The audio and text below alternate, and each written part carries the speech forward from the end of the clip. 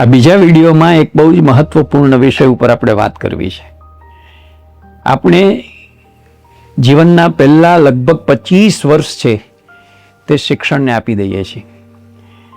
શા માટે આટલા બધા વર્ષો આપણે આપી દેતા હોઈશું?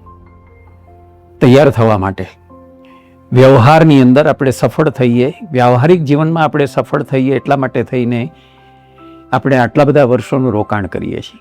હા, આ રોકાણ છે, આ ખર્ચ નથી. જીવનના 25 વર્ષ આપણે શિક્ષણ પાછળ વાપરી નાખીએ છીએ, તે ખર્ચ નથી, તે રોકાણ છે. શિક્ષણ આપણને શું આપે છે?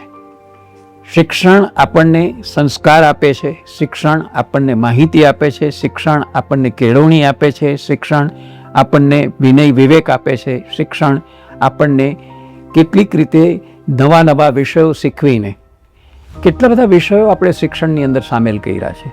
શા માટે આટલા બધા વિષયો આપણે ભણીએ છીએ શિક્ષણની અંદર?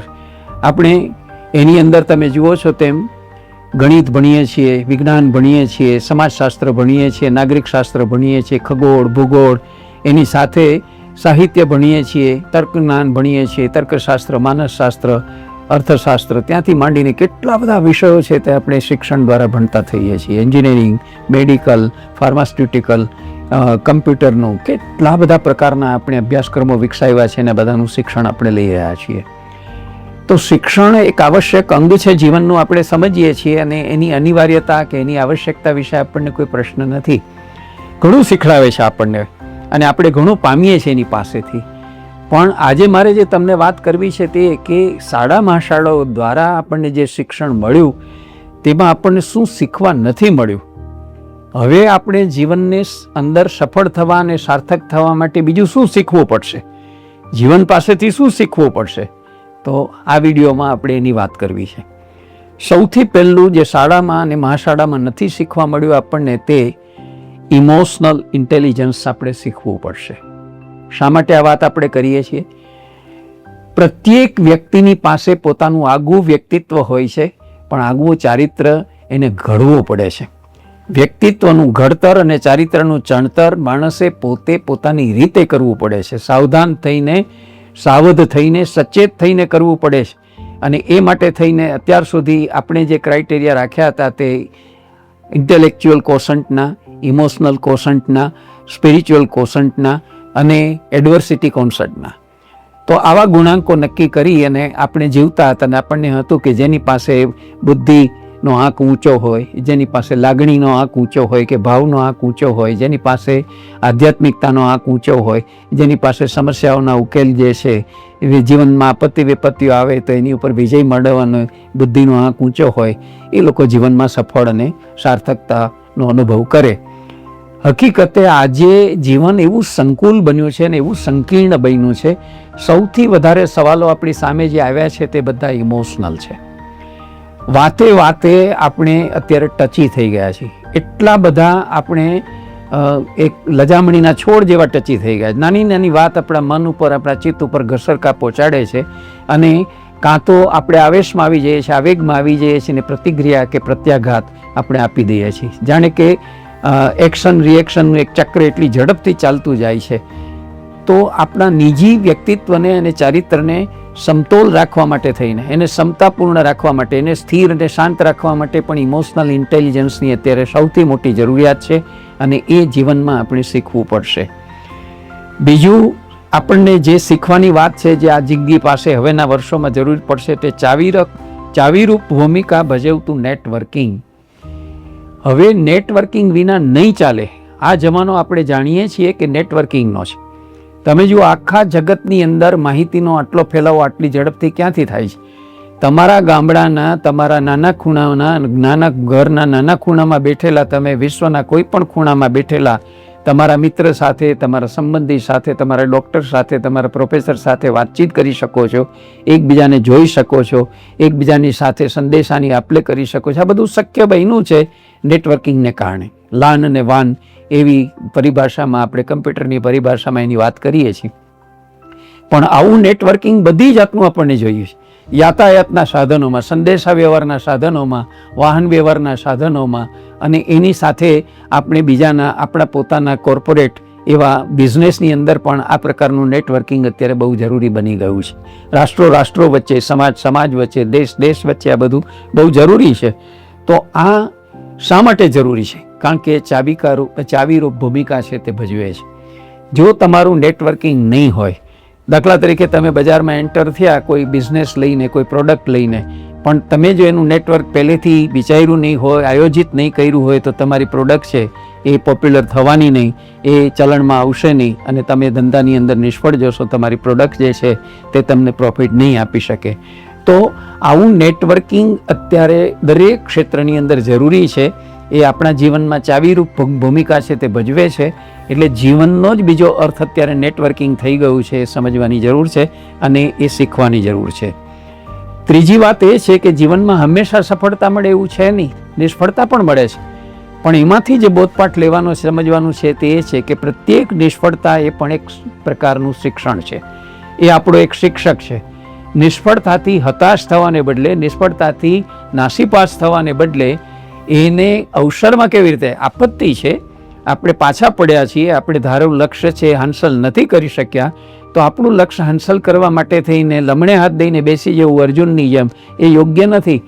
એની અંદરથી બોધપાઠ લઈ, એની અંદરથી રસ્તો શોધીને, એની અંદરથી માર્ગ ખોડીને આપણે ફરીથી બેઠા થવાનું છે અને મુકાબલો કરીને આખી પરિસ્થિતિને, આખા ઇસ્યુને ફેસ કરીને આપણે એમાંથી આરપાર નીકળી જવાનું છે. તો નિષ્ફળતા આપણે માટે થઈને હતાશાનું, ભાંગી પડવાનું કે અટકી જવાનું નિમિત્ત નહીં બનવું જોઈએ. નિષ્ફળતાને એક અનુભવ રૂપે, શિક્ષણ આપનાર અનુભવ રૂપે આપણે લઈને સ્વીકારીને આગળ વધવાનું છે. ચોથી વાત જે આપણે સમજવાની છે તે જીવનમાં બધું સાનુકૂળ કે અનુકૂળ ન હોય. જીવન, એનું બીજું નામ એડજસ્ટમેન્ટ છે, સમાયોજન છે. આપણે દુનિયાને અનુકૂળ થવાનું હોય કે દુનિયા આપણને અનુકૂળ થાય. જો તમે અહં કેન્દ્રી હશો, નાર્સિસિઝમમાં માનતા હશો અને તમે નાર્સિસ્ટ હશો, તો તમે એવા અહમમાં પીડાતા હશો કે હું શા માટે અનુકૂલન સાધું, જગતે, સમાજે મારી સાથે અનુકૂલન સાધવું જોઈએ. તો સમજવાની જરૂર એ છે કે એવી અનુકૂળતા સાધવી અને ઊભી કરવી ઘણી કઠિન હોય છે. આપણે આપણા પોતાના આપોપાને, આપણા પોતાના અહમને, આપણી અસ્મિતાને, આપણી પોતાની નિજતાને સાચવીને પણ બીજાને અનુકૂળ થવાનું શીખવું પડે એવો આ જમાનો છે. જો એવી તમે અનુનેયતા, એવી લવચિકતા, એવી કામરૂપતા, એવી પ્લાસ્ટિસિટી કે એવી ફ્લેક્સિબિલિટી તમારા જીવનની અંદર તમે નહીં રાખો તો પણ આ જમાનામાં તમે સફળ નહીં થઈ શકો. એ તમારે જીવનમાંથી શીખવું પડશે. પાંચમી જે વાત શીખવાની છે આપણા જીવન પાસેથી, તે નાણાકીય આયોજનની વ્યવહારિકતા. હવે ધીરે ધીરે આપણે જોઈએ છીએ કે જીવનના કેન્દ્રમાં મનુષ્ય રહ્યો નથી, ધર્મ રહ્યો નથી, ઈશ્વર રહ્યો નથી. જીવનના કેન્દ્રમાં વિટામિન એમ ઉર્ફે મની આવી ગયો છે. નાણું સર્વસ્વ થઈ ગયું છે. હવે એનો જેટલો મહિમા છે એટલો જીવનમાં શેનોય મહિમા નથી. અને એ કમાવવું અને વાપરવું એ બધું જ આસાન થઈ ગયું છે. અગાઉ નાની રકમ પણ બહુ મોટી જણાતી હતી ને ઓછી રકમમાં પણ તમારો જીવન નિર્વાહને ગુજારો થઈ શકતો હતો. અત્યારે ગમે એવી કરોડો અબજોની વાતો સામાન્ય વાતોમાં થાય છે. કોઈ પણ યોજના અને પ્રકલ્પની પાછળ કરોડો અને અબજોના આખા અંદાજો છે તે રાખવામાં આવે છે, બજેટ બનાવવામાં આવે છે અને ખર્ચા કરવામાં આવે છે. પણ તમે જે નાણાકીય આયોજન કરો એ કેટલું વ્યવહારિક છે, કેટલું ટેનેબલ છે, કેટલું જેને કહીએ પ્રેગ્મેટિક છે, બધું વિચારવાનો સમય હવે પાક્કો આવી ગયો છે.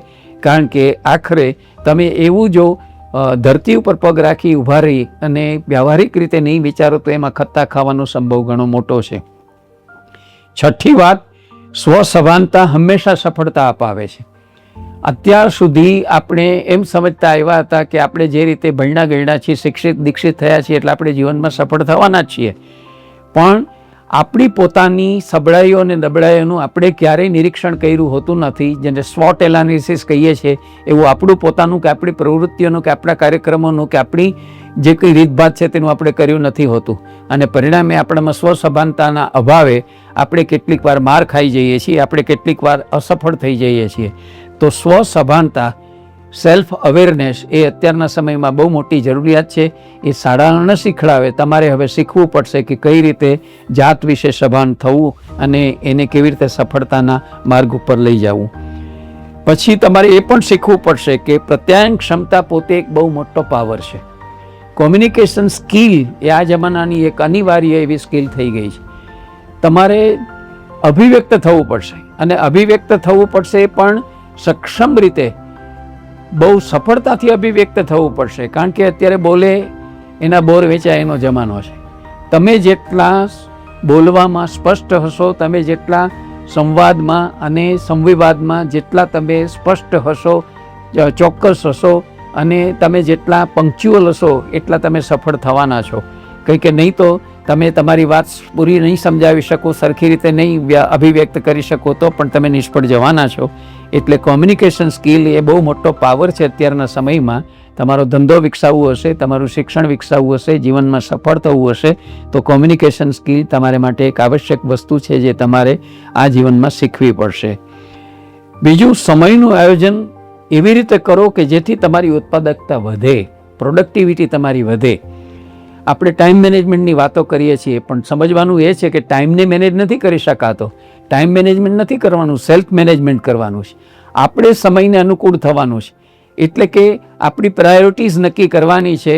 કયું કામ હાથ ઉપર પહેલું લેવું, કેટલા સમયમાં પૂરું કરવું, એનો ટાર્ગેટ શું હોઈ શકે, આપણે કેવી નકામી વાતો છે એને દૂર રાખવી, એ બધું આપણે નક્કી કરવાનું હોય છે. અને એવી રીતે જ્યારે આપણે સમયનું આયોજન કરીશું, એકદમ પ્રેગ્મેટિક થઈને, પ્રેક્ટિકલ બનીને, તો જ આપણે આપણા કામની અંદર સફળ થઈશું, તો જ આપણી પ્રોડક્ટિવિટી છે તે વધશે. અને છેલ્લી વાત જે સમજવાની છે તે જીવનભર શિક્ષણ લેવા મથવું એ અત્યારની આવશ્યકતા છે.